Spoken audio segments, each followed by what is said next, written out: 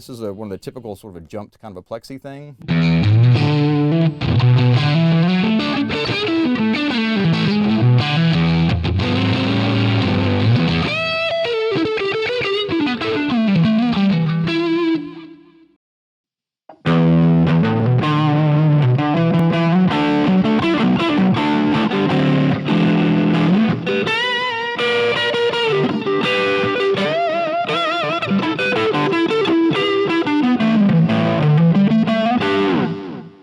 That behavior match, we can move on to the next part of the circuit. If we do that, it means that all of our knob interaction is really accurate as well. So